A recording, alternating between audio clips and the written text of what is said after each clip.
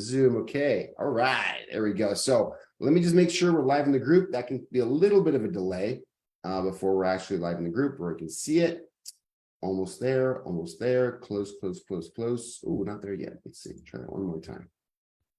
Let's go. Let's go. Let's go. We're almost live. We're almost live. There we go. We're live. All right. So, folks, we're here in the group live for a close group of friends of only 5,000 of you guys. So welcome.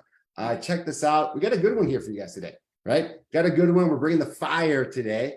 We've got Kent Brown, who has a really interesting background, right? A background that I hadn't encountered before in the real estate space, but makes a lot of sense, right? That where he's from. So he'll be introducing himself, but he's done a really good job with outbound prospecting in this shifting market. He even started his own Facebook group. I want to talk about that Facebook group dedicated to having him on there live every day making his calls, which I love that. I think that's an awesome idea. We're going to get into that as well. He's also a client of ours, has an ISA helping him make his calls. So there's a lot of stuff to talk about that I want to drill into. But first things first, Kent, tell us a little bit about who you are, what got you into real estate, and how did you get so good on the phone, man? Yeah, so what got me into real estate is back in 2015. I got married in end of 2013. 2015, we had a baby, our first kid in April of 2015. I was working as a CNA. My wife was working at a jewelry store, and she was making 15 bucks an hour. I was making 10. And it was just like, man, we're making good money, 25 bucks an hour. Our rent was 550 bucks. We're set. We're set. Yeah. And I really had that. I grew up in that mindset of, hey, you make over 20 bucks an hour, like you're good.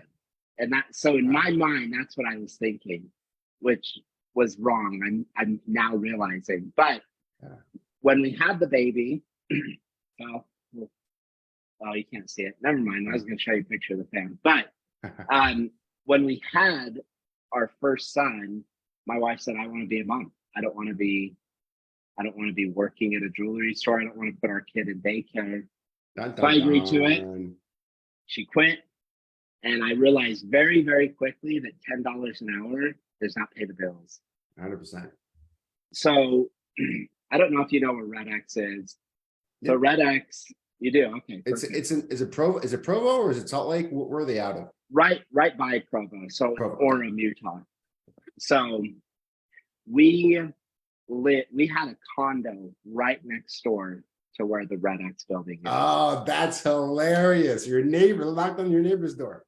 Yeah, so there's a highway that runs through Orem into Provo called Geneva, and right across Geneva Road was Red X, right across this busy road. So my wife and I were driving one day and I saw the Red X sign. I was like, I wonder what that is. I need a new job. So I looked up online, saw that they were hiring sales guys, and looked at their qualifications. It was like, if I submit a resume, 0% chance I'm getting a call. Exactly. So like, hey, retail, you're in retail. Why not? Right. So software sales, they tend to be a little picky. I've heard. A little bit. So I just went in and said, hey, can I talk to your sales manager? Tyler Fenn, who's a sales manager at Red X, came out, interviewed me, said, where are you from? I said, I'm originally from Idaho. He said, so you must be hardworking. Did you grow up on a farm? Yeah, I did. So he gave me a shot, and I worked there for 5 years. Quickly climbed my way up the ladder as their top sales guy. I like to joke, and I probably shouldn't joke, but I made so much money that I broke the system. And in the sense of, in software sales, they have a quota and they want to keep you at a certain level. Don't rock the boat. Don't rock the boat, Kent. Yeah. So when I was hired, it was, hey, you'll make between $48,000 and $60,000 a year as a sales guy. I was ecstatic. I was like, that's awesome. Happy for that. My last year there, I made $120,000, and then they had to completely readjust the pay structure because of that. They're like, holy cow! What are you doing here? Yeah, nice. So that's how I got good on the phones, because I traveled for them and would hear a lot of people talking about prospecting. It really piqued my interest. It's what I talked about 8 hours a day. So I really grew an affinity for it. and decided to test my luck at I got you. So being a real estate agent. This is so I love so that story's even better than I thought that was going to be. So that's awesome, right? You kind of put your foot in the door, used your farm background to open the. I'm like, this is like nuts, right? So Tyler's a smart guy because he can spot talent, right? So I've known that about Tyler. So like you can see like, okay, let's take a risk of this guy. The upside is enormous. The downside, they would have fired you the following week, right? If you're like bogus, right? So like, what's the harm? I love that attitude, by the way. That's how we hire ISAs, right? We look for talent, raw talent, not the background in akin to this software sales, enterprise sales. No, are you good on the phone, right? You have the talent. Are you hardworking? Are you coachable? Are you teachable? And I love that Red X has got that culture, right? Like, hey, they deep down, they're like, hey, we want talented people on the phone here, right? They can have a good conversation. So you went into prospecting into real estate completely the opposite of how agents usually do it, right? Usually prospecting, the way they get into prospecting is like they're an agent, they realize they can't get any business, and then out of desperation, they pick up the phone. That's usually how it goes. You went into it because you're living it, you're selling the tool set for it, you were talking to people about it, you were seeing top performers in the space, and you desired to get into it. Like, hey, this is like, I can do this. This is, people are killing it with this. Let me jump in. So you jumped into real estate to do prospecting, or you work your sphere as well, or prospecting was the plan for you? So funny story on that. I went into real estate with a guy that worked at Red X. He got his real estate license. He wasn't willing to get on the phone. It's very complete opposite mentality of mine. So I went to a lot of Mike Ferry events. I was very Mike Ferry brainwashed, even by the time I got into real estate of, hey, prospecting's the way. So he heard me on the phone at Red X, said, hey, I think you could do this prospecting thing. You should get your license. I'll pay you a referral fee. I said, great. I can still work at Red X because I was very risk adverse at the time. Yeah. And it turned out that I was good on the phones. I was setting appointments, and giving them to someone that was brand new in real estate wasn't necessarily working out that great. No. Yeah. So yeah, right. Well, you know what? You figured that out. You solved the appointment problem, which is problem number one, right? And then you realize, oh wait, hold on. It takes a little bit of skill to do this with these expired sell. Holy cow! You really threw them into the lions there. Brand new agent, in front of a FSBO expired, withdrawn seller, right? What could go? Yeah. That sounds easy. Go for it, right? So yeah, easy, and that was the thing. So after he dropped the ball a couple of times, and to no fault of his own, I just said, I'm just going to go out and do these appointments my own. And I dropped the ball 100 times, and then I finally got good at it, and was like, oh, this pays a lot more. There That's what you it go. came down to. Interesting. So you saw a path forward, like you had your day job, right? You had your day job, and you kind of moonlighted as a prospecting agent. And did you, when you started, was it expired, FSBO, withdrawn, any particular like niche, or did you just call everything? Expireds and Geo were my main. Geo, really? Mm-hmm. No, now I'm super interested. Okay, so you had the expired list, and this is, what time frame is this? 2017, 2018? This was 2018. 2018. So I mean, we're in a seller's market, not as crazy as it got later, but you're in a seller's market. Try to convert these expired listings in the seller's market. Not easy to do. And then you're complementing that with geofarming, which I think is the best thing ever since slice. That's what I did the most ever. And back in 2013, calling expires like shooting fish in the barrels. A lot easier, 10 years ago. But it started to become that again. So that's what I want to talk about that, right? Because it got like a fever pitch right a year ago, but things are different right now. But geofarming was always my favorite because it was the easiest call to make, in my very humble opinion. It's the easiest script to learn. And as you're good at holding a conversation with folks, which I am, it was like I could just do it every day. It was not that hard for me to do. And it was a great way to start conversations and try to focus them on real estate. I love that. I love that background. So, okay, you get into real estate, right? You're jumping in. Where are you right now? Like, you've been in real estate now full-time, was it 4 years, 5 years almost? Yeah, going on my 5th year. So in July, it'll be my 5th year. Cool. Awesome. Where are you at right now, Kent? As far as business goes? Yeah, your business. What does it look like right, so far?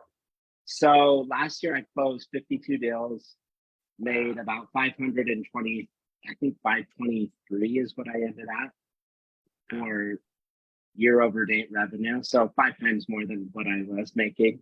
Yeah, not bad. Better than $10 an hour. Let me tell you right now. I think the math checks out on that. Yeah, just a little bit. Yeah. And majority of that came from calling.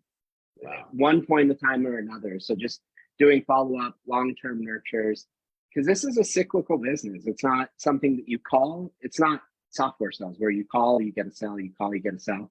And that was very hard for my brain to convert over. Okay, I'm not going to call you once or twice and then sign you up. I'm going to call you, gauge your interest, and stay in touch with you for maybe a year, maybe half a year, and then I'll finally see something come out of it. And that was the importance for me as, oh, I need to be consistent at this. Because if I'm not consistent, my top of the funnel dries up and I have nothing. I don't get paid for 6 months because I was inconsistent. I got that. Definitely makes sense. You know, and you're right. Actually, I was thinking, oh wow, what a natural transition. But you're right. It's not a natural transition from going to, you know, a $300 product subscription model that a lot of agents are going, yeah, you don't do it, you know, and you don't have to tell me this, but I bet like a good chunk of those people sign up for it and they never even use it. You know, they feel good about getting Red X. They feel good about it. Like I've got Red X, I'm good to go. And they might not even use it. Selling your home is different. That is a full contact sport, right? Like there's no, I'm going to sell my home and put it on the side. No, they got to be committed and involved and in like 100% part of that process. You're right. It is a kind of a very, very, very big, very different kind of transition. And so you've successfully made that transition. You did it. How did you do that, right? Was it like, you know, trial and error over a few years? Was it a few months? How did you make that transition? And, you know, just this is massive success. You're doing a great job, you know, in your business now. What was that path from I'm going to go full time to the success you're having now? You know, it took a lot of falling down and I think a lot of getting lucky because I was terrible at the follow-up. I didn't have nurture plans in place. I didn't fail at calling, I failed at my systems. Gotcha. Big time. Like I could probably have made twice as much as I have up to this point if I had systems in place. So finally I realized, okay, I have follow-up boss. I hired Key Technologies. They set up all the follow-up for me. So now I just click a button and it's out of mind, out of sight. I'm not sitting there following up with them. So there was that transition. And then I think the transition of defining what a lead was or defining when I'm calling, an expired tells me no, well, I don't give up on that call because there's 10 other agents calling them still. I just need to outlast them. And until they give me a really, really good reason as to why they're not selling, they continue to be a lead until that really, really good reason happens. Same thing with for sale by owners. Until they list or sell, they're a lead forever. And then geo leads, when they're a month out, they're a lead. Gotcha. From doing something. Up to that point, they're a nurture. So I think it's really defining and then having systems for each to keep in touch with them and be top of mind is what has helped me out the most. I got you. That's good. And that definitely makes sense, right? You created that follow-up system and you kind of structured it, right? To make sure you had different kinds of leads, had different kinds of follow-up. So tell me, walk me through, pick one of those, right? Anyone you want to illustrate. What does that process go from initial contact? That's the first problem because some of these, you know, expired and they're not easy to get in touch with sometimes. There's a lot of agents, you know, out, you know, in Utah trying to get reaching out to these folks because, you know, in case you haven't noticed, people out there watching this, market is different than a year ago. Okay. Yeah. In fact, you know, in January 2022, I had a lot of my clients can't come to me and say, I'm giving up on FSBOs. It wasn't expired, it was FSBO. They hardly had any expired. So it was like, not that they want to give up on them or not, but I'll have people tell me, I can't stand my FSBOs anymore. Like they're just too cocky. It's just, the arrogance is going through the roof. I'm gonna hit the pause button because it was just too hard for them. It was just too difficult for them. Well, you know what a difference a year makes. So Kent, tell us about one of those lead sources. What does it look like to get first contact with these folks? And walk us through what that nurture would look like for a typical deal. Pick one. We can go through, we could go through all of them, but expired, even better. Expired, it's just calling them and getting them to agree to an appointment, which is a date and a time. That's all I want from you is a date and a time. I'm not looking to talk you into working with me on the phone. 0%. I'm not handling objections. I'm just trying to get you to my logical next step, which is an appointment, a time for you to meet with me. And that appointment with the intention of speaking to them about getting their home sold. You don't got like, I've got a buyer, there's no kind of bait and switch you're talking about here. You're saying, hey, let's meet and I'll show you at the meeting what I can do for you. Yeah, exactly.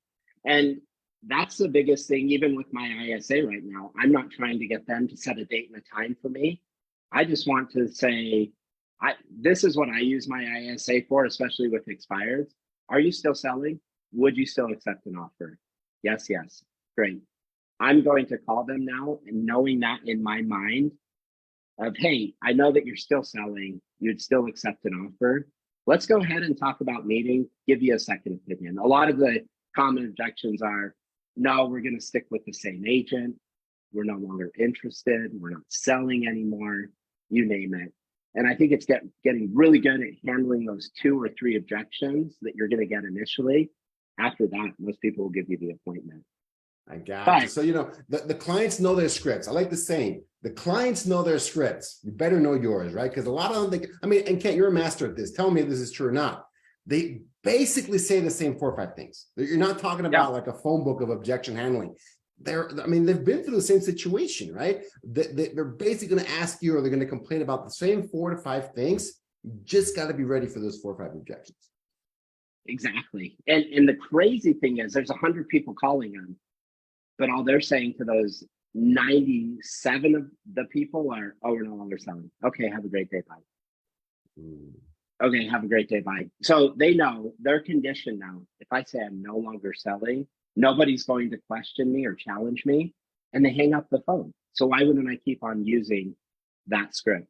So I'm convinced if you can get 3 deep, you're going to get an appointment, or you're at least going to get a good enough reason not to meet with them. Either way, you win. So if it's like, hey, it's actually a condition, not an objection as to why I'm not selling. I lost my job. I can no longer afford the bigger property that I was going to buy. That's why we took our home off the market. Nothing I can do. Gotcha. I guess I could hire them, but I'm not going to, so that they could buy that bigger house. But I think, yes, every seller has the same objections that they use. And if you get those 3 or 4 objections down to be able to respond, you're set. You're going to set tons and tons of appointments. That's why there's 100 agents calling and 3 agents that do really well with expireds. Yeah, 100%. And, and right now, and again, not a knock on the agents. I love you guys. I'm an agent myself still, right? January is like the gym. Calling expireds is like going to the gym in January. Like everybody's doing it, right? Everybody. Like, boom. Everyone and their mom are calling the expires, and I see it on the forums. Like the sellers are getting blasted like never before, right? And I tell them, it's this month. Hold on, look, go to the gym in February 1st, and kind of we'll see how it goes, right? If it continues, most people get excited about it. They're like they go into it gung ho.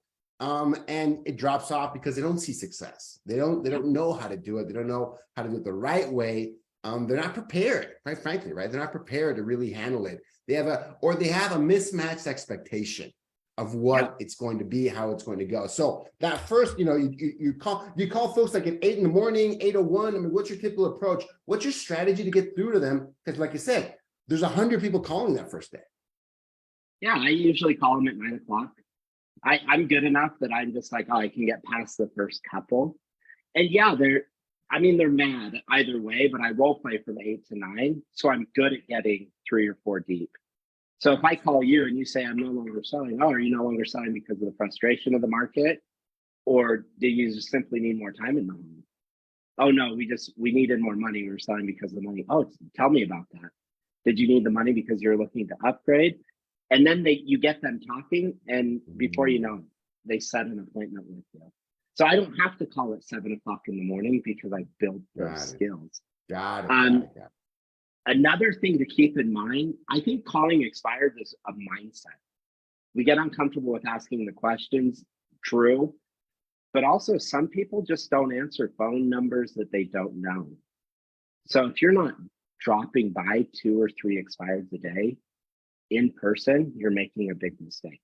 Ah, interesting. I love that. Okay, so I mean, and you do like a bullseye, like you grab a list and go, these are my, you might get 10, 20 expireds in a day. You like grab your favorites and pop by in the afternoon. What does that process look like? Yeah. So I grab my favorites and pop by in the afternoon. I have a bunch of FedEx folders. So I drop my listing packet in the FedEx folder. I leave it at their front door. If anybody else has left their packet at the front door and it's real estate, I take it and walk away with it. Nobody's going to take my FedEx packet though. That's why I put them in FedEx. Smart. But very few people are knocking on the door because they're scared. They're scared of the reaction, because a lot of times we call expireds, and expireds can be mean over the phone, right or wrong. I mean, they can be, but this may surprise you. When you're calling expireds, what personality style do you think they most are? When you're calling expired listings, what personalities are, I think they're going to match the general population. I think they're going to be,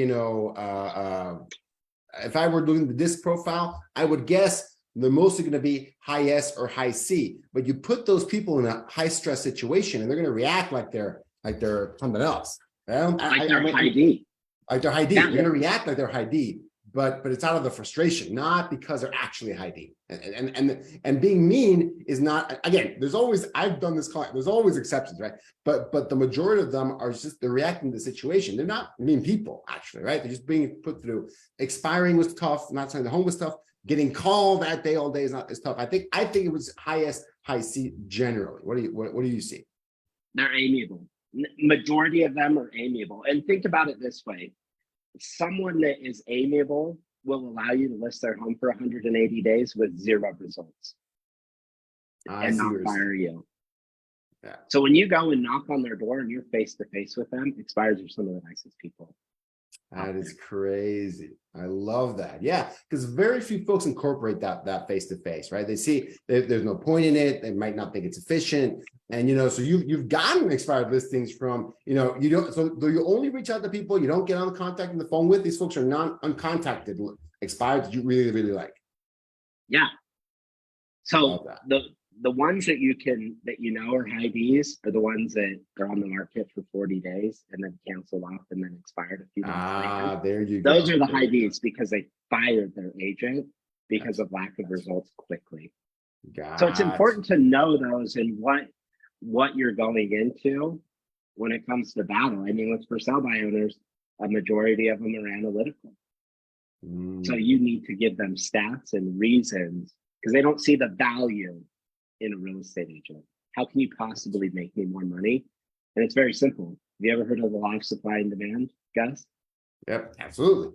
I've never fallen up. I've only ever fallen down. That's how I'm going to make you more money, is by creating enough demand for your home because you have very little low supply. So you need someone to create high demand. And that's exactly what I want to show you this afternoon, is how I'm going to create that demand for your home. Interesting. Cool. I love it. Right. Yeah, absolutely. I love that. Right. Because you're doing it in a non-confrontational approach. You're not using bait and switch, which I see, there's coaches out there, there's programs out there that want to just get into the home, right? No matter however, especially for sell by owners, there's many ways to kind of do it. And again, if you've got the time, maybe that's going to be useful. Some of those will convert eventually. But, if you're upfront with them, right, you're like, hey, this is what you want to do. It makes your time more valuable too, right? You're not just going to random FSBOs that are willing to open the door for you. You're actually going to people that you have a shot with, right? So let's go back to that expired example. You make contact with them. You set a date and a time. You go show up at the listing appointment, right? What happens then? Walk us through that process, right? Hey, you walk the home and you're at the kitchen table, or what? How does that work? Yeah, so the listing presentation, I usually just say, hey, Gus, I appreciate you having me over tonight. Before we begin, do you mind if we sit down at the kitchen table? I just want to show you the agenda and then we'll go look at the home. Okay. So I want to get them to the kitchen table. Once I get them to the kitchen table, I run them through the agenda. Again, I just want to thank you for having me over. And I want you to know I'm not here to take a listing just to simply take a listing, because that really doesn't benefit you, your family, or your plans at all. So what I've done, are you familiar with something called the expired or terminated list, Gus? Yeah, definitely. So, I mean, you're on it. So these are people that all had two things in common. One, they listed with an agent that allowed them to sell. In other words, their home went on the market, left unsold, and their plans were ruined. Secondly, those agents and those buyers probably should have never agreed to do business with each other in the first place. And you may agree with me there. So here's what I've done. I've created an outline that if we follow it step by step is going to absolutely guarantee you and I that we don't end up on this list. So first thing I want to do is ask you a few questions. Second thing I want to do is have you tour me through the property, show me any features, benefits of the home that I should know, and more importantly, any deficiencies that we may need to disclose to a buyer.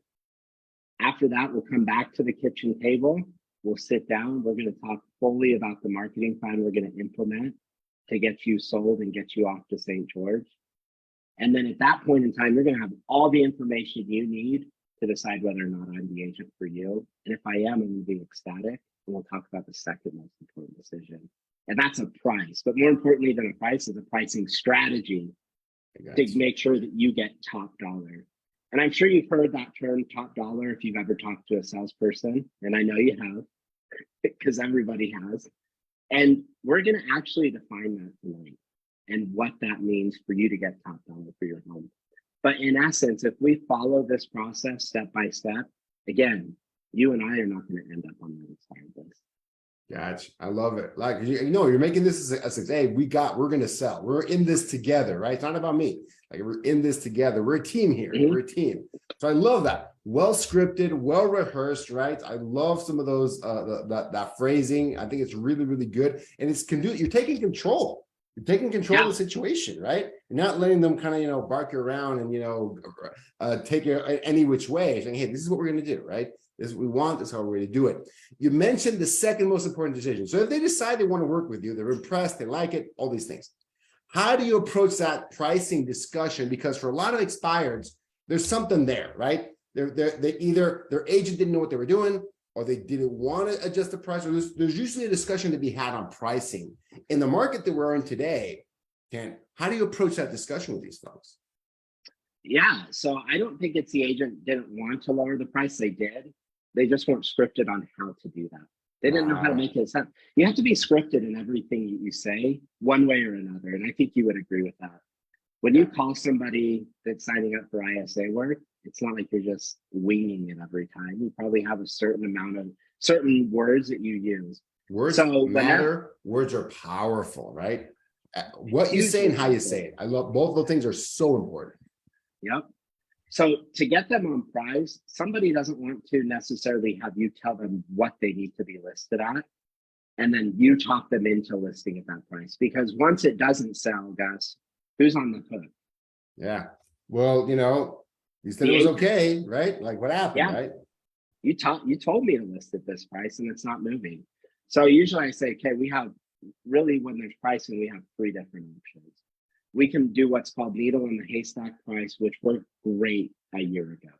Meaning we could list it higher than what the market's willing to pay, but because we had so little supply and so much demand, the market was willing to meet that price.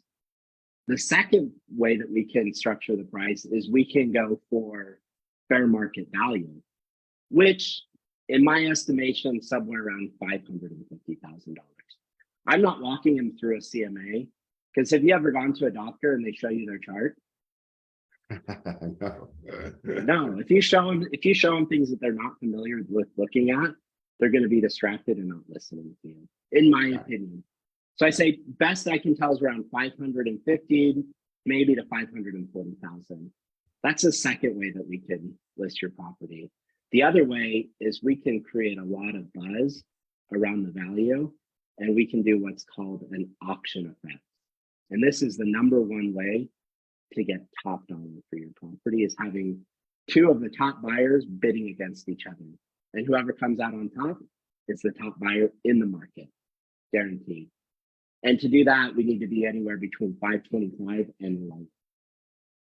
Got it. So out of those three options, which fits your plan, or sorry, which fits your price point and your timeline best? I also give them timelines. If we list here, you're going to be on the market for probably 120 days. If you list here, average days on market's 58, so you're going to be 58 plus days, likely. If we do the option effect, we should know pretty immediately. So out of all those options, which price point, which time frame best fits you and your plans? Love it. I like that. Again, you know, because this is such an important piece, because it's just, they have to be involved in that decision, right? They have to like feel that they're in control of that. They don't want to feel that, oh, my agent made me do this, my agent made me do that. You know, like, I think the way you lay it out is that pricing is a strategy, right? Or better said, it should have a strategy behind it. It should have a strategy behind it, right? So, you know, well, let's say that you pick the highest amount, because it's a strategy. Most agents, they pick the highest amount and say, oh no, I want you to actually do fair market value. Let them do it. Let them list high. It's all about pre-framing or future pacing them. Gotcha. Great. Let's go ahead, sign the contract. Now that we've listed the property, guys, one of four things is going to happen. And this is how the market's going to speak to us. And we can either ignore the market, which is a really bad idea, or we can act on it quickly. So now that your property's listed, we're either going to get no showings, no offers, which tells us that we're probably 10% higher than what the market's willing to pay. That's the first thing that's going to happen. Second thing is we get a few showings, no offers, and we're probably within 5% of the market. The third thing is we get a lot of offers, we get a lot of showings, and we might get an offer or two. And that is the market telling us that we're at fair market value if we're getting around a showing a day. Or we're going to get a lot of offers, a lot of showings, and that tells us that we've listed below market value. And at that point, that's really good news for you, because that allows me to bid up the highest buyer and get you, again, top dollar for your property. So we're going to take that week by week. And you know that if you're listed too high, we're going to try to take immediate action. Fair enough? Yeah. Awesome.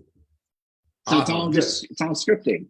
Yeah, it's all scripting. You're laying out a process, right? Laying out a process, not getting caught off guard, you know, being surprised and not sure kind of where to react, going back on what you had told them originally. It kind of lays out the different scenarios, and you're educating them, quite frankly, right? You're educating them. So let's talk about ISA, shift gears a little bit, right? So you got an ISA and you're using it a little bit differently than I think a lot of folks see themselves with an ISA, because a lot of people go into this, and this is not the right expectation, but this is what people want to have happen. They give Gus their credit card, and they're like, I'm done calling. I'm done. My ISA is going to go ahead, and I'm just going to walk into these listing appointments every day, and I'm going to be in my life itself. I'm going to, you know, put my phone in the back burner. I'm just going to go and list these homes. That is a real expectation, like a real expectation that we have to always kind of like try and reset and educate them on. But you didn't need any of that, actually, right? We didn't have that. You didn't have that. Okay, well, that's interesting. So Kent gets it, right? He kind of gets it. And you've put your ISA to do a very different role than most agents think the ISA should do. Tell us why you did that, how you had that instinct to do that, and what have been, you know, the results. So it hasn't been very long, but what have been the results so far of your ISA? You're working in that model. Yeah, so I think for an ISA, I've done it wrong. I've hired other companies, you know, from the Philippines or whatever. They don't speak great English. And my expectation was, okay, I'll pay you X amount of dollars for every appointment you set. And I was very much that, whatever you set, I'll pay you for. And I said, man. Then they would set an appointment. I would call them. English is not their first language. And so whenever I'd call the prospect, they'd be like, what are you talking about? I thought you were just going to give me an offer on the house. And so it started off poorly. So now it's, okay, have the conversation with them. If they're a hand raiser and they say, yeah, we still want to sell, I will call them, because what I'm trying to do is increase my dollar per hour value. Got it. So $1 per hour, an ISA might be worth $100 an hour. You're paying them $5 or $7 or $10 an hour, but they're making you $100 an hour for every hour they're on the phone. but I'm worth $400 on the phone and I want to increase my value to $600 on the phone. Well, it's finding those people that raise their hands, and my prospecting consists of following up with them and converting those people. Rather than having the ISA convert for me, which makes zero sense because they're not, ISAs aren't as attached to your business as you are. They don't want it as bad as you. Yeah, absolutely. You know, and I don't want to say that the ISAs are not capable of that. It's that it takes a lot of time, it takes skill, it takes training. If you want to have hand-to-hand combat with an expired seller or a FSBO seller, like that takes a lot of work, right? And one of the things I like about the model that you're doing, which is a model that I love, all the folks in the industry also promote it. Coach Brandon Morenin, Coach John D. Smith, folks that have been here in the group, they're all arriving at this model. And I got it from you guys. I'm not saying that I made it. I wish I would have come up with it, you know, years ago, but that the ISA's role, their highest and best role in the team is what you're describing, which is, you know, shake the tree, okay? Find people that are willing to talk to you, right, as an agent, and give me as many of those as possible every single day, right? Give me a pipeline of people that you can have a conversation with and decide, are you going to set the appointment with them? Are you going to nurture them? Put them in that bucket. But so you're moving them, you know, up the funnel, right? The ISA strictly is that top of funnel initial. They're calling all the disconnected numbers, wrong numbers, you know, finding who the actual owner is it the spouse? Oh, you know, call me back, I'm busy. All of those calls, which, you know, let's be honest, Ken, is the majority of what we do in this role, right? There's a lot of that, right? And you know, and Red X, I'm sure, is awesome, does a great job, but that everyone gets those situations. They sift through all of that and find the person that's willing to talk to you. And I think that is unbelievably valuable if you know what to do with them, right, from that stage going forward. Yes, absolutely agree. And that's the biggest thing, is just, it's not their job to build your business for you. It just really isn't. But they can assist you in building your business for you. Like my assistants, I'm not like, hey, you need to bring me 10 referrals or else I'm firing you. That's not their job. You know what I mean? Exactly. So yeah, it's been extremely beneficial to have an ISA. But again, I think a large part of why I failed was because I didn't have systems in place to help nurture those people. Because a lot of people you talk to on the phone, they know you, but do they like you and trust you? No, you have to build that relationship.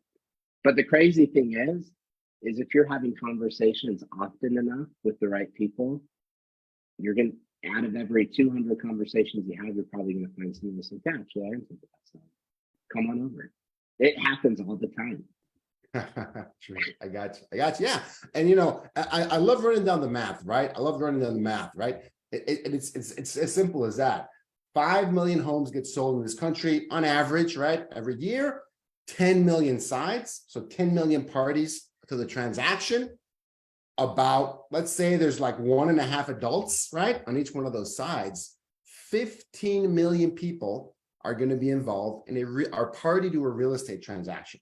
And if you count their spouse, kid, son, wife, that number is probably closer to 30 million people are related to, party to, very close to a real estate transaction every year, okay? Every year, 30 million people, adults, involved in those transactions.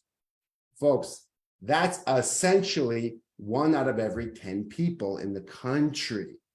So if you grab and you throw a stone and hit a person, right, 1 out of every 10 people, they're going to be party or related to someone closely that's party to a real estate transaction. That year, which I think is kind of, you know, it's kind of bonkers. And if you can even play with this a little bit more, there's not 300 million adults in the country. There's only about 200 million adults in the country. So numbers are even better than that. But, you know, big numbers, right? Napkin math. 1 out of 10 people you can find in the street, adults, are party to a real estate transaction every year. It's only about, are they willing to tell you that or not, right? Are they willing to be? So that's why I love circle prospecting. So I was good at, you know, building quick rapport with folks and just figuring out, are you one of the 10 or not, right? Are you one of the 10 people or you're not 10 people, right? Or who do you know that's one of those 10 people that's going to be doing something involving real estate in the next 12 months? Let's find out. And I love that. I love that math. And I love that challenge. 10 people out there. Can you talk to them? And they're willing to open up a little bit. And maybe you're not a master at this, right? You're not, that's the best number you're ever going to get. That's not reality. It might take 50 conversations, or like I said, 100 conversations to find that person. I still like those numbers. Yep. Well, and that's why door knocking is so effective. I mean, it's effective in the sense of when you find somebody, they're more open to having a conversation with you about their real estate plans because they can put a face to a voice. They build that rapport a little bit quicker. Obviously, over the phone is the quickest way to find those people. But again, that's why drop-bys are so important for expireds, because 93% of expireds that listed last year relisted within 6 months of their home expiring off the market. Think about if there's 1,000 expireds, you have 930 opportunities. Wow. Yeah.